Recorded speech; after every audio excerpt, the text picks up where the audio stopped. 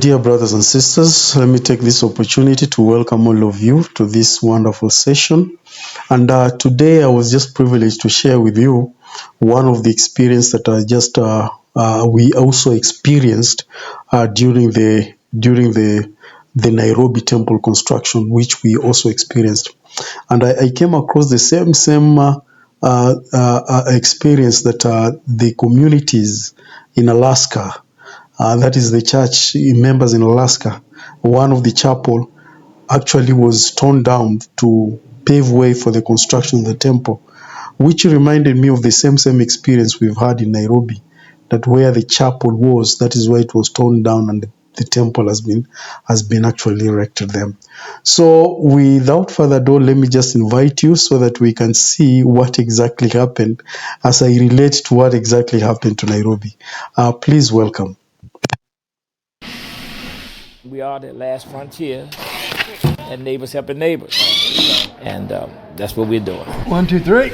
The Brayton Chapel of the Church of Jesus Christ of Latter-day Saints in Anchorage, Alaska, has served the community for 50 years.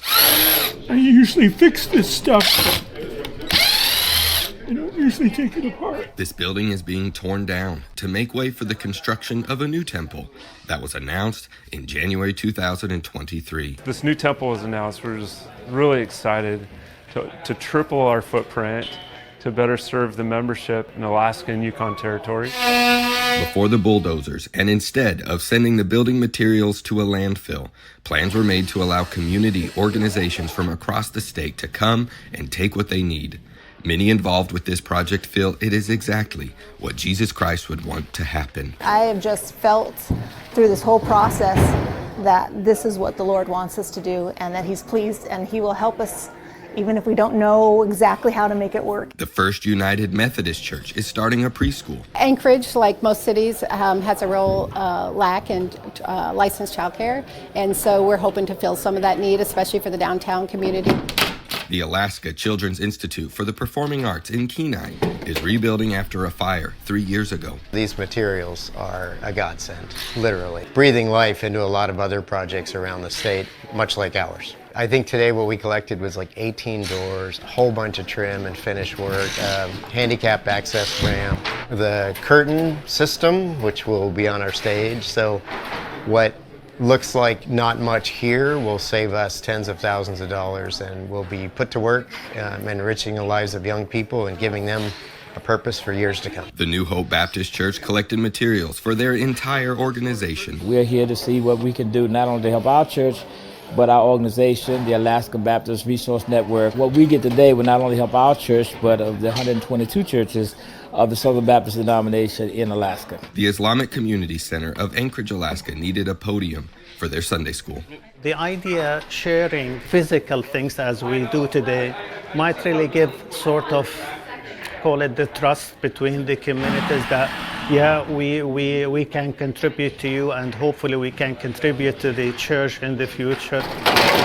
The city of Nenana, 300 miles north of Anchorage, came to collect many items, including the basketball hoops, to go into a new recreation hall. We've got long, dark winters with not a lot of activities for kids, so this will give them something fun to do. And for the members who have been attending this meeting house, the future is bright. When the building caught fire back in 2007, I remember walking in through the chapel and seeing the ceiling all over the piers and the snow everywhere. And it was just a feeling of tragedy. And I worried that it would feel like that coming and seeing everything dismantled. But instead, there's just this energy and excitement about what's to come and what's going to be happening for the church here in Alaska as it grows and for the community as it grows around that too as well.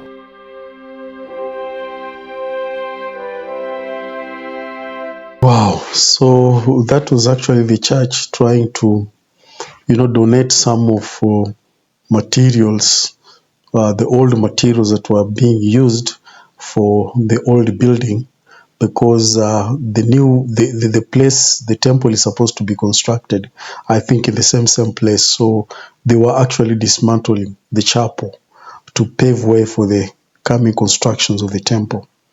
And that is beautiful to know how communities were actually blessed, like, other churches like the Baptist Church, the Islamic the Islamic movement, they were actually blessed with a few things, materials that they needed for their own, own places.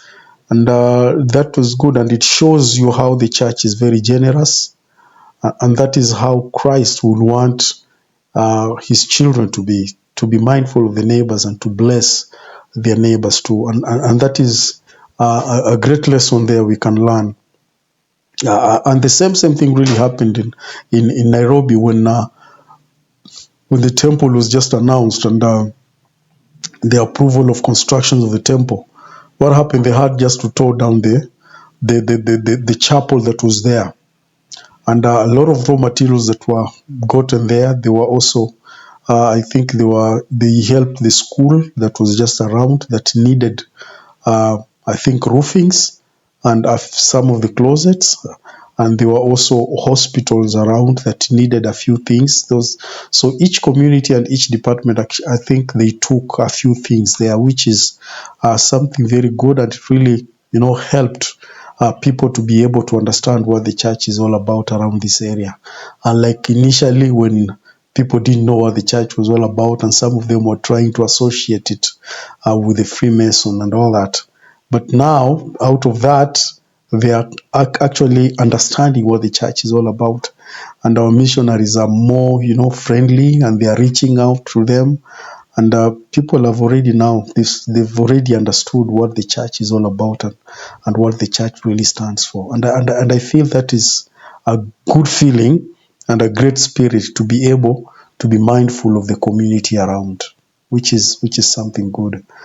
And I think that was great.